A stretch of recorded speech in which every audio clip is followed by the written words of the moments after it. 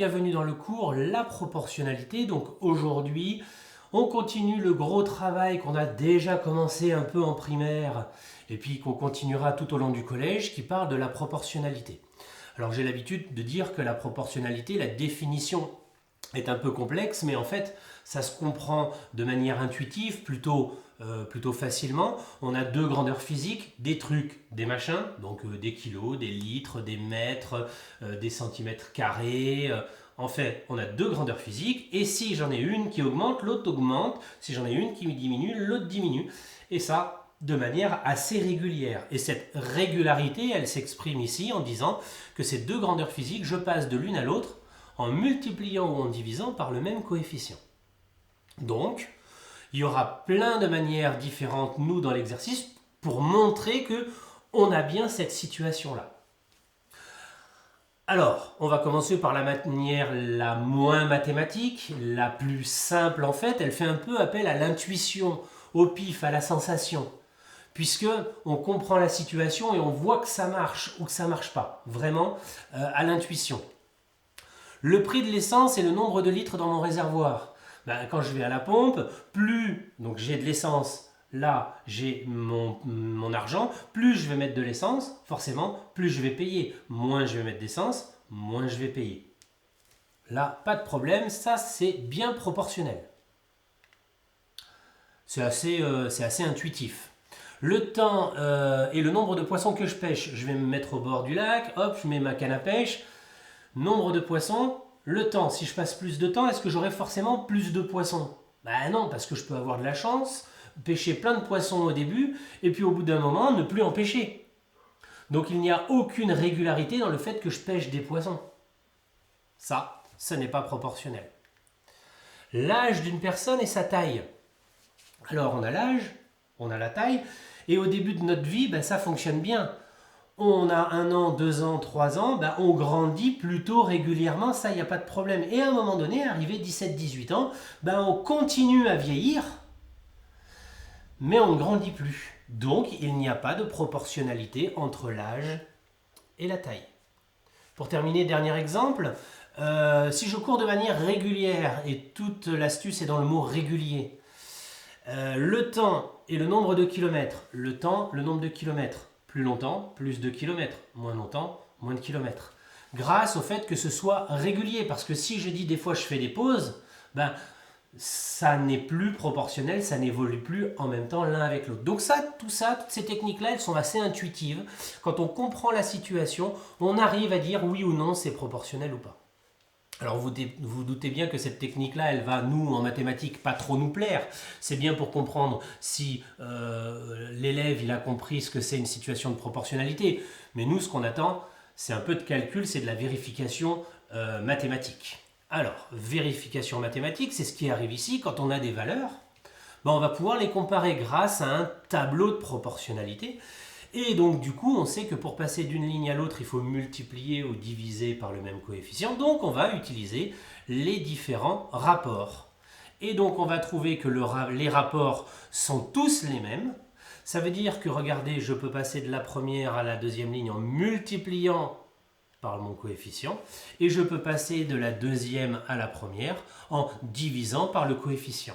Si je n'avais pas trouvé ici le même rapport, ce n'est pas proportionnel. Si j'ai trouvé le même rapport, mon tableau est bien un tableau de proportionnalité. Donc ça, c'est une première technique par le calcul, mais on pourrait aussi des fois vérifier les calculs beaucoup plus simplement. Parce que là, c'est pas évident, hein. La table de 1,7, je la connais pas. Alors quand je vous dis 50 et 85, quelle est la multiplication qui me permet de passer de 50 à 85? J'en sais rien. C'est pour ça que j'utilise les rapports. Mais des fois, c'est plus simple, regardez. 2, 18, 7, 63. Il y a un multiplié par 9 qui traîne. Tout simplement. On aurait pu aussi vérifier les produits croisés. 2 fois 63 en diagonale et 7 fois 18 en diagonale. Ça fait la même chose.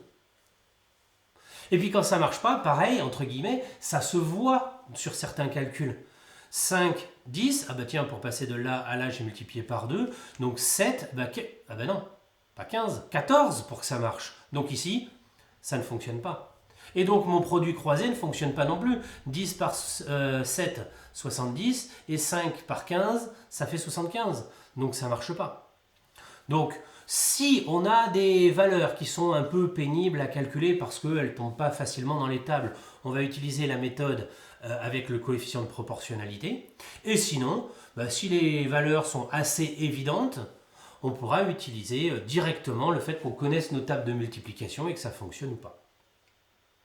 Dernière méthode, donc la première méthode, je rappelle, à l'intuition, un peu à la sensation pour voir si ça fonctionne ou pas. Deuxième méthode, quand on a des valeurs. Et troisième méthode, grâce à un graphique. Puisqu'on a deux grandeurs physiques, je vais en coller une sur l'axe des abscisses, je vais en coller une sur l'axe des ordonnées, et ça va me faire un petit nuage de points. Donc ici, on a quelque chose qui est clairement proportionnel. Alors, j'ai pris une situation vraiment bête. 2 cartes postales 6 euros, 3 cartes postales 27 euros, 5 cartes postales 15 euros. Et j'ai bien un coefficient de l'un à l'autre fois 3. Donc, je vais mettre le nombre de cartes postales en abscisse, le prix en ordonnée, et je vais placer mes points. 2 qui fait 6, 3 qui fait, 15, 3 qui, non, 3 je l'ai pas, c'est 5, 5 qui fait 15 et 9 qui fait 27, et je me retrouve avec mes points.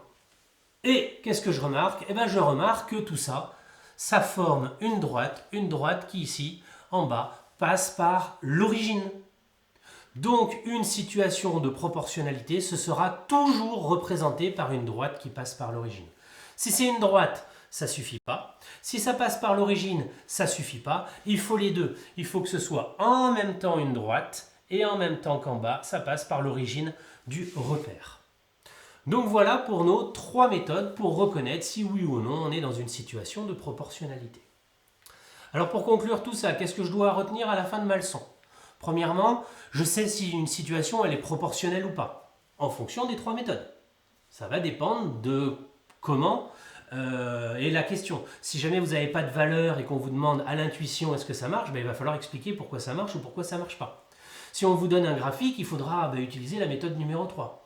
Et si on vous donne des valeurs, il faudra utiliser la méthode numéro 2. Je représente les situations de proportionnalité dans un tableau ou dans un graphique avec soit le petit coefficient de proportionnalité qui multiplie ou dans l'autre sens qui divise, ou alors dans un graphique le fait que ce soit une droite qui passe par 0. Et puis pour terminer, je calcule des valeurs qui sont manquantes. Parce que c'est quand même l'objectif de la proportionnalité, c'est d'arriver à montrer que lorsqu'on a une valeur qu'il nous manque, on arrive à calculer cette valeur-là. Voilà en ce qui concerne la proportionnalité. Moi, aujourd'hui, je n'ai rien à rajouter. Je vous souhaite un bon courage pour la suite et à bientôt.